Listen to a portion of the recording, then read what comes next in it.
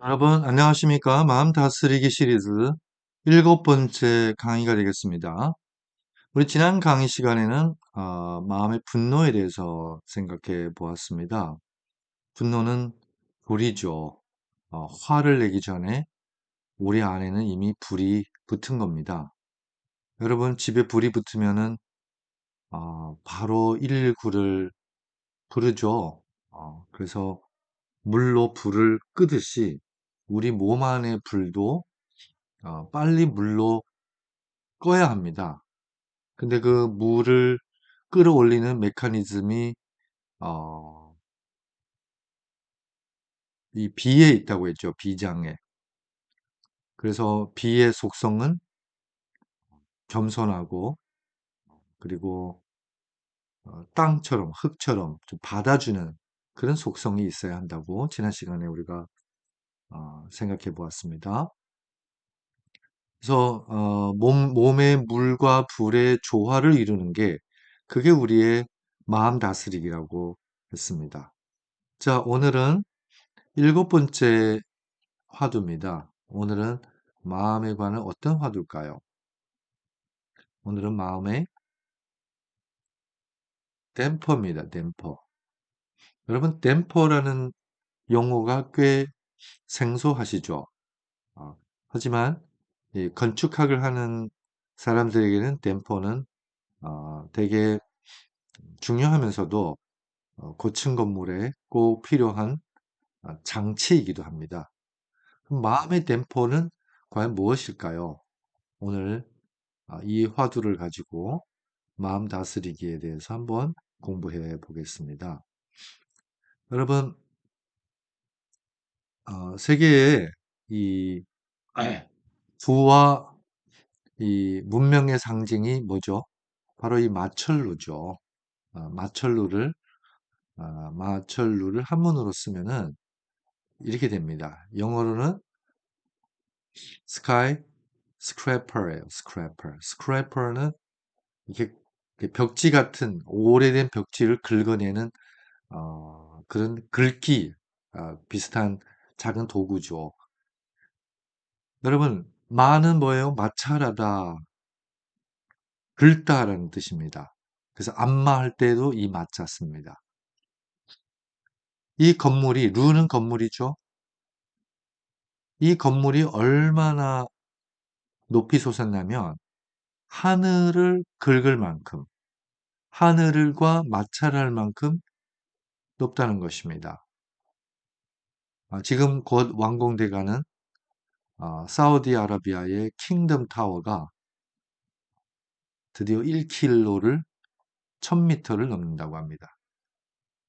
그 전까지는 828m의 높이를 자랑하는 부르즈 할리파가 제일 마철루입니다. 근데 여러분 아십니까? 이 마철루가 하늘 높이 솟는 만큼 공중에서 견뎌야 할 맞바람도 어마어마하다는 거예요.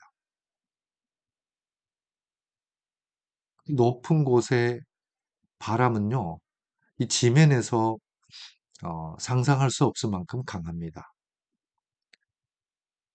이 마철루의 정상은 항상 그 맞바람을 맞서야 되기 때문에 강풍이 몰아치는 순간 좌우로 흔들리기 마련입니다. 여러분 생각해 보세요. 이렇게 높은 건물이 바람이 불 때마다 좌우로 요동친다면, 흔들린다면, 여러분, 이 옥상의 높은 곳에 누가 감히 거주하겠습니까? 그래서 마철루를 디자인하는 건축사의 고민거리, 즉 꼭 풀어야 할 하나의 과제가 바로 이 고층 빌딩에 항상 마주쳐야 할 이 맞바람을 어떻게 극복하느냐입니다. 그래서 사람들이 이런 장치를 고안해냅니다. 바로 뭐죠? 댐퍼라는 장치죠. 댐퍼라는 장치예요. 여러분 이게 실제로 대만 타이페이의 101 빌딩이 있습니다. 101층이죠. 대만에서 최고 높은 건물이라고 합니다. 그 위에 실제로 이렇게 설치한 댐퍼라는 장치입니다. 여러분 이렇게 줄이 매달려 있죠.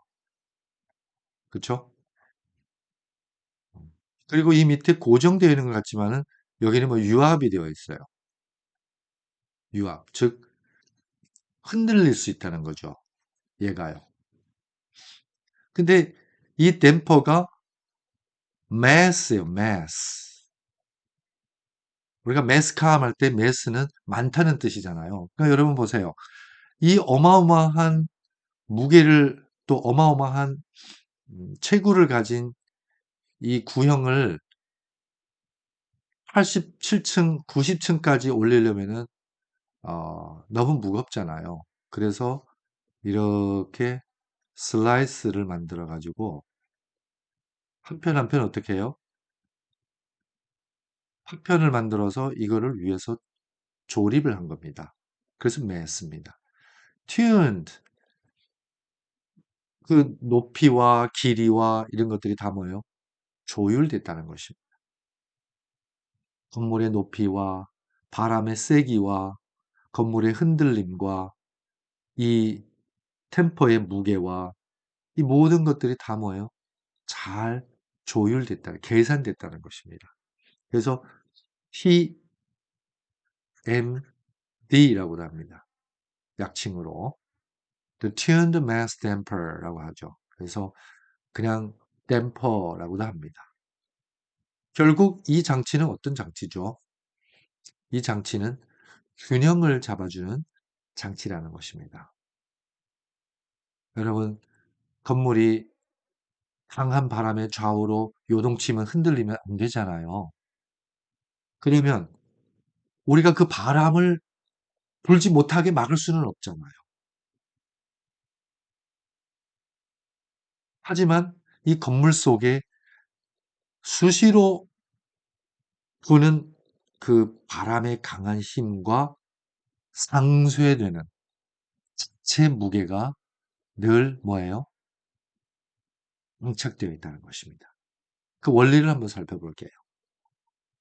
여러분 이게 101 빌딩입니다. 타이페이 101 빌딩인데 여러분 여기 87층입니다. 그리고 여기 91층입니다. 390m쯤 높이에다가 매달았습니다. 매달았죠? 그 다음에 87층까지 이렇게 쭉 늘어집니다. 여러분 이 고도도요. 계산된 겁니다. tuned, 계산된 겁니다.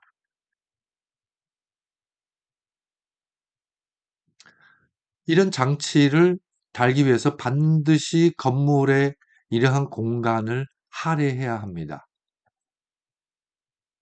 그렇죠?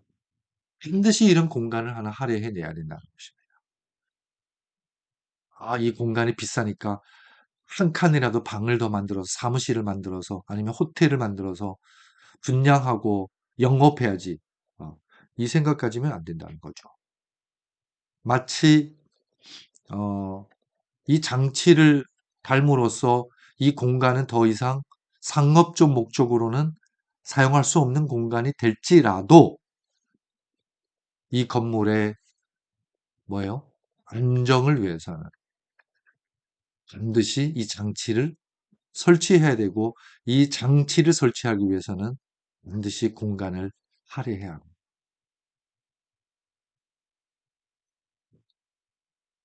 우리의 마음도 마찬가지입니다. 우리의 삶도 마찬가지입니다. 가끔 역풍도 불고 강한 바람이 몰아치잖아요. 우리의 존재 자체가 흔들립니다. 우리의 마음이 요동칩니다.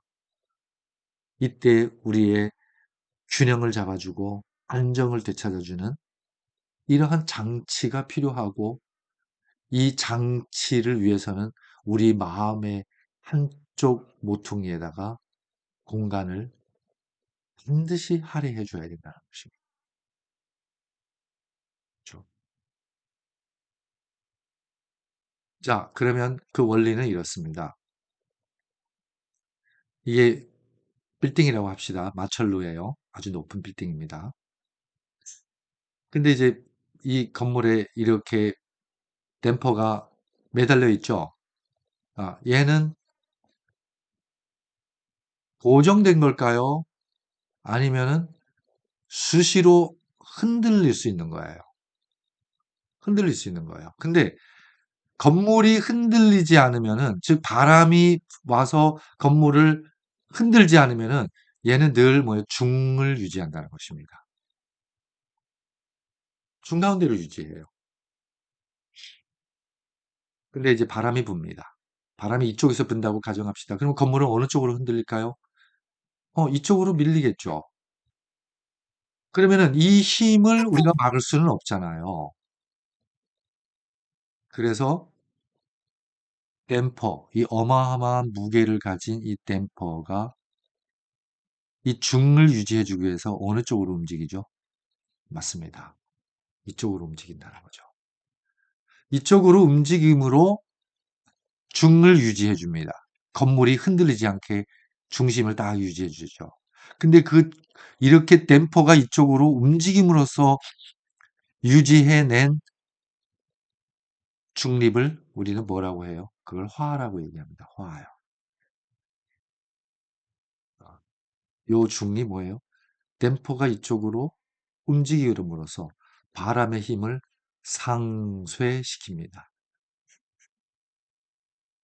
상쇄시킵니다. 우리의 마음도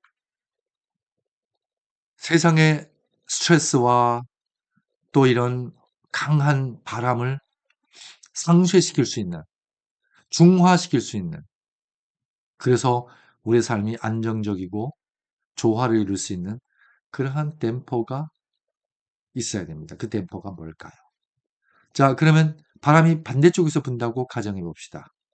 그러면 건물은 이쪽으로 밀리겠죠? 흔들리겠죠? 그럼 댐퍼는 어디로 움직일까요? 그렇죠. 아, 이쪽으로 밀리는 순간 건물은 중을 상실하게 됩니다. 그렇죠? 중립 못한다는 거죠. 그 중립을 다시 하기 위해서는 반드시 댐퍼가 어디로 움직여요? 이쪽으로 움직이죠. 그래서 만들어낸 중을 뭐라고 한다고요? 그걸 화라고 얘기합니다.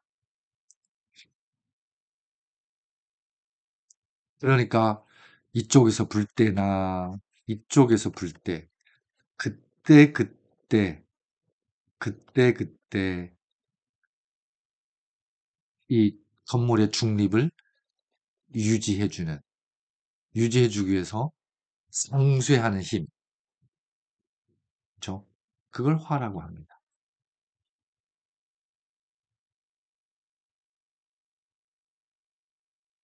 그러니까 이 건물 자체는 움직이면 안 되죠. 부동. 건물 자체는 움직이면 안 돼요. 움직이면 큰일 나잖아요. 무너지잖아요. 위태롭죠. 이게 안 움직이려면은 뭐가 생동해야 돼요? 이 댐퍼가 생동해야 되는 것입니다. 그때그때요. 상황에 맞게. 바람이 세게 치면은 얘도 반작용이 뭐예요? 반작용이 세게 작동하는 것입니다. 상쇄할 만큼요. 그래서 91층에다가 매달고 87층까지 늘어지는 이 길이와 이 무게는 그 지역에 견딜 수 있는 최강의 바람을 예측하고 예상하고 만든 거죠.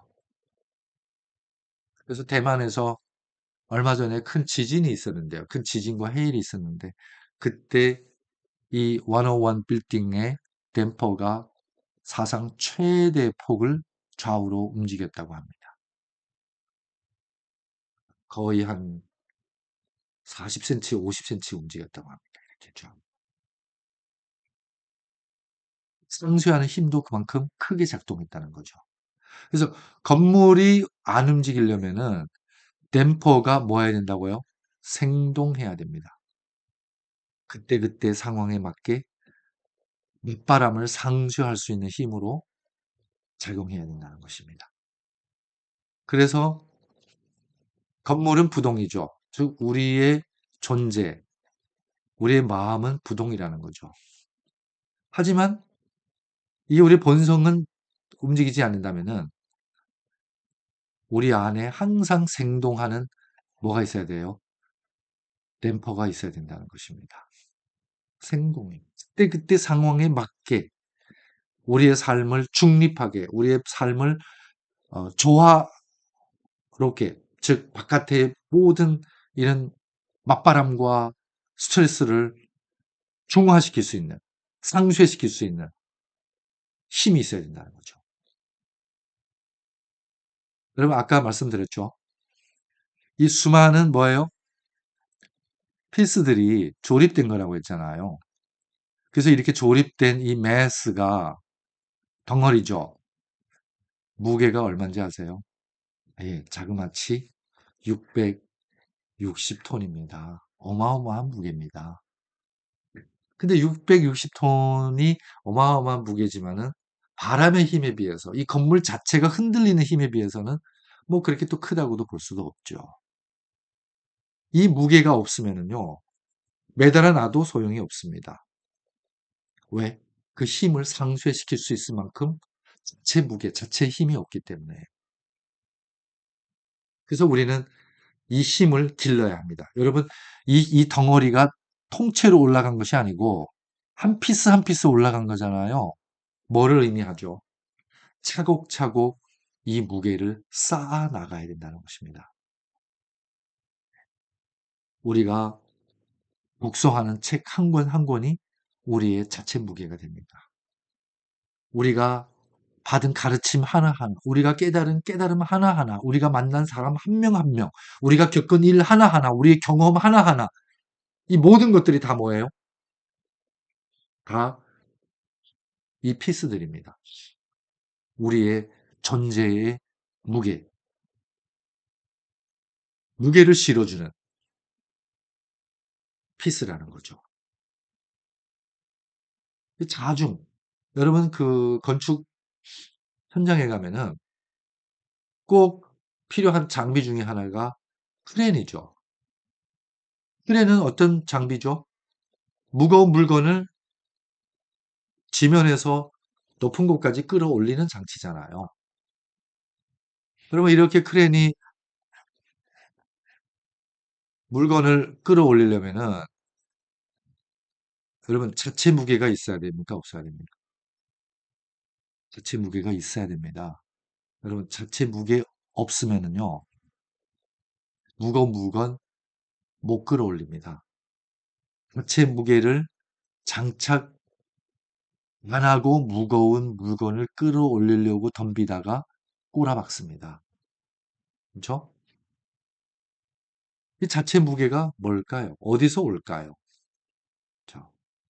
자, 그래서 이 자체 무게를 장착하려면 첫 번째 고생을 좀 해야 돼요. 젊어서 고생은 돈으로도 못 산다. 그런 말이 있습니다. 여러분 군대 한번 갔다 오면은요.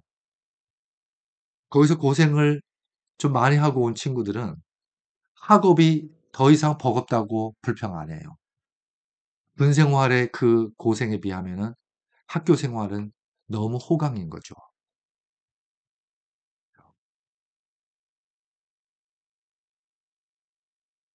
우리가 고생을 진정으로 해보면은 지금의 삶이 얼마나 고마운 건지 깨닫게 됩니다. 우리가 지금 호강할 수 있는 거는 누군가가 우리를 위해서 고생하고 있다는 안증이기도 합니다. 우리가 편하잖아요. 우리가 누린 편한 그만큼 누군가가 봉사를 하고 있다는 거예요. 이거는 틀림없습니다. 그래서 고생할 줄 알아야 됩니다. 고생할 때에 우리의 존재의 무게가 고생한 만큼 무거워집니다. 두 번째는 뭐죠? 두 번째는 해석할 줄 알아야 됩니다.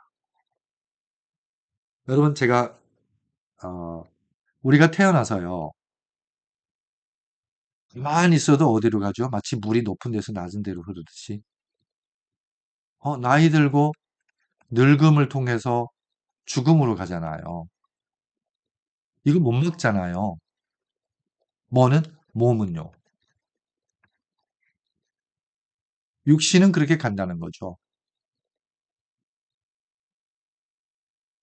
그러면 이렇게 한쪽으로 기우는 우리의 삶의 건물을 바로잡기 위해서, 중립을 유지하기 위해서 반대로 작용하는 댐퍼가 있어야 돼요, 없어야 돼요? 있어야 된다는 거죠. 마음만큼은, 생각만큼은 어떻게 해요? 젊게. 그래서 나이가 들수록 동심을 가져라. 왜요? 이거와 이렇게 가는 우리의 몸과 뭐 하기 위해서요? 예, 균형을 잡기 위해서요. 여러분, 우리의 삶이 갈수록 바빠지죠. 맞습니까? 숨이 가쁘죠.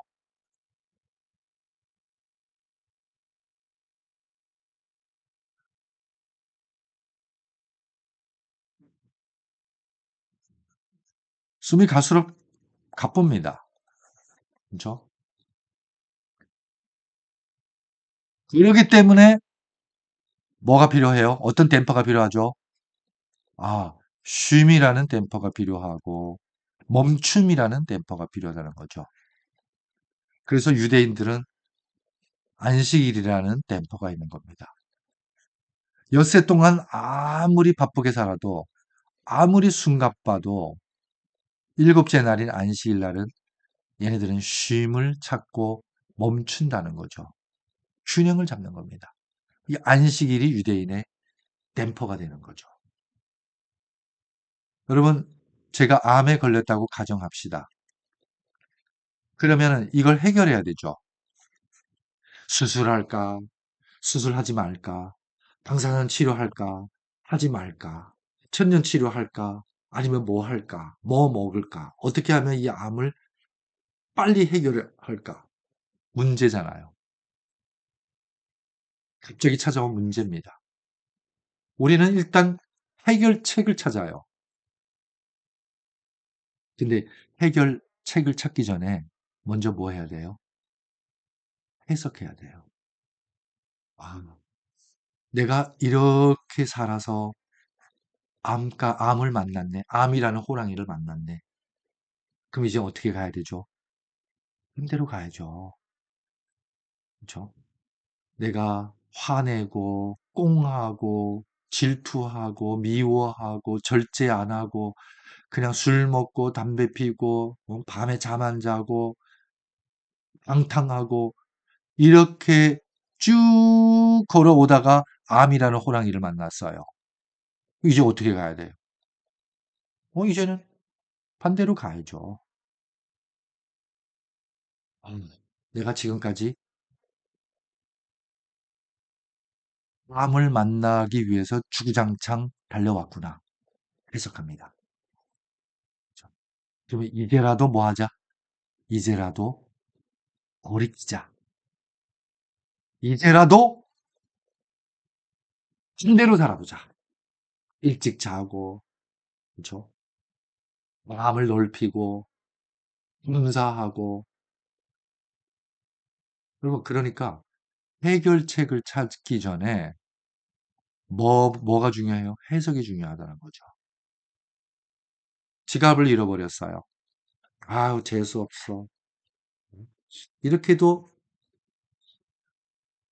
해석할 수 있지만, 아유, 그래. 돈이 한번 없다가도 있고, 이것 때문에 마음까지 상하면 안 되지. 몸까지 내주면 안 되지. 여기까지. 저 액땜했다고 생각해. 이렇게 해석할 때에 여러분 그 문제가 드디어 뭐예요? 비로소 해결되는 거죠. 아니면 계속 그게 뭐예요? 마음속에서 우리를 괴롭힌다는 거죠. 그러니까 댐퍼는 뭐예요? 우리 마음속의 댐퍼는 상황과 문제는 이렇게 밀고 들어오는데 우리는 이렇게 해석해 나갈 수 있는 능력이 있어야 된다는 것입니다.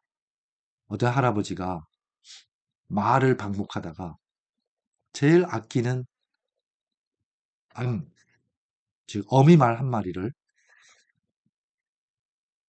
잃어버렸어요. 그래서 산이고 들이고 며칠 찾아 헤맸는데 결국은 못 찾고 집에 돌아왔습니다. 동네 사람들이 동정하는 마음으로 와서 위로해 줍니다. 아이고 어르신, 그 애지중지하는 말을 잃어버렸으니 참 손해가 크십니다. 화를 당했네요. 그랬더니 이 할아버지가 뭐라 그래요? 아, 지금 결론 내리기에는 너무 이르다. 조금 더 기다려 봅시다. 그랬더니 한 달 뒤인가? 갑자기 새벽에 밖에서 군마가 달리는 어마어마한 요란한 소리가 울리는 거예요. 땅이 진동할 정도로. 그래서 문을 열고 나가봤더니요. 집 나갔던 이 어미 말이 야생말 무리를 끌고 온 거예요. 수십 마리요. 여러분, 이 할아버지가요. 하루아침에 동네 부자가 된 겁니다. 그랬더니 동네 사람들이 또 와서 축하해 줍니다. 아이고, 영감님, 운도 좋으시라. 이렇게 하늘에서 복이 넝쿨째로 굴러오다니 축하해 줍니다. 부자 됐네요. 그랬더니 할아버지 말, 좀 더 기다려 봅시다. 이게 화인지 복인지 좀 더 지켜봅시다. 이 할아버지에게 하나밖에 없는 아들이 있었어요.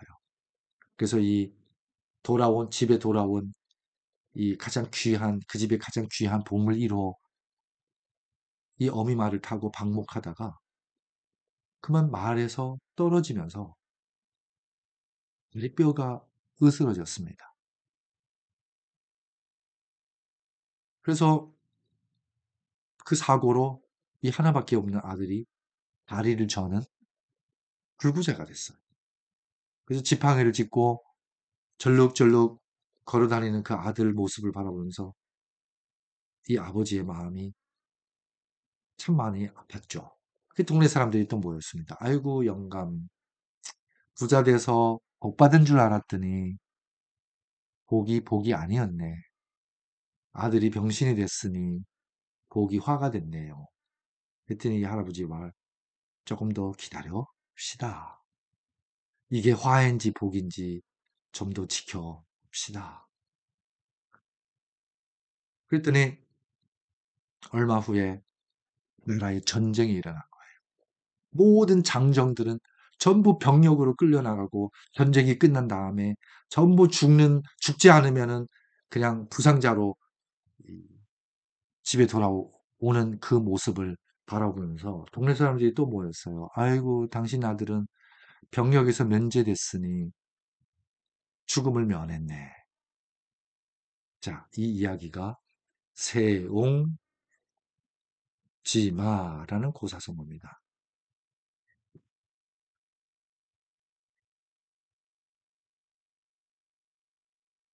세옹지마라는 고사성어입니다. 그렇죠? 여러분, 모든 거는 어디에 달려있다고요? 해석에 달려있어요. 결론을 너무 빨리 내리지 마세요. 결론을 빨리 내린 만큼 우리의 삶이 그만큼 빨리 기울고 다시 돌아올 활력이 사라집니다. 여러분, 이 세옹이라는 할아버지는요, 한 가지 원리를 알았습니다. 화가 복이 되고 복이 화가 될 수도 있다는 것. 지나치지 말라는 거죠. 지나치지 않으려면은 여러분 돌아오는 힘이 있어야 됩니다. 상쇄하는 힘이 있어야 됩니다. 중화의 힘이 있어야 된다는 거죠. 그래서 여러분 해결에 급하지 말고 조용하게 일단 모든 상황과 문제를 해석하는 연습을 해보세요. 그때 우리 마음에 모든 문제의 충격을 상쇄할 수 있는 힘을 얻게 된다는 것입니다. 세 번째, 반성해야 합니다. 여러분, 반은 뭐예요? 반대로 간다는 거죠. 여러분, 댐퍼도 이렇게 힘이 밀리면 이렇게 반대로 가잖아요. 예. 반성이 우리 마음의 댐퍼라는 것입니다. 그렇죠? 모두가 당신 잘했다고 박수 칠 때에 반성하세요. 잘한다, 잘한다 할 때는 엔진만 있고 브레이크가 없는 상황입니다. 여러분, 그거 얼마나 위험해요. 이렇게 반성할 때에 우리에게는 뭐예요? 이런 상쇄하고 중립하고 균형을 잡는 힘이 생긴다는 것입니다. 그렇게 무게가 있으면 우리는 침착할 수 있죠. 무거워야 돌은 물에 던지면 가라앉잖아요. 침착하잖아요. 이 침은 가라앉을 침이고 착은 붙을 착이잖아요. 그래서 원칙에, 근본에 닿을 수 있다는 것입니다. 그래서 여러분, 오직 하나님께서 각 사람에게 나눠주신 믿음의 분량대로 지혜롭게 생각하라. 이 지혜롭게라는 이 말이 무슨 뜻이냐면은 중도에 맞게 생각하라. 중도가 뭐예요? 바로 모든 상황과 모든 문제를 뭐요? 반성하고 해석하고 이 문제를 상쇄할 수 있는 내 내면의 무게, 내면의 힘이라는 거죠. 그 힘을 기르는 것이 그것이 마음 다스리기입니다. 자, 오늘 일곱 번째 화두 마음의 템포 여기까지 이야기 나누고요. 자, 요 얘기는 넘어가겠습니다. 다음 마지막 여덟 번째 화두는요. 마음의 내비라는 화두를 가지고 이야기를 나눠보고자 합니다. 우리가 내비게이션만 있으면은 낯선 곳이라 할지라도 우리가 쉽게 찾아가죠. 우리 마음의 내비는 무엇일까 하는 화두로 이야기를 이어가겠습니다. 감사합니다. 다음 시간에 뵙겠습니다.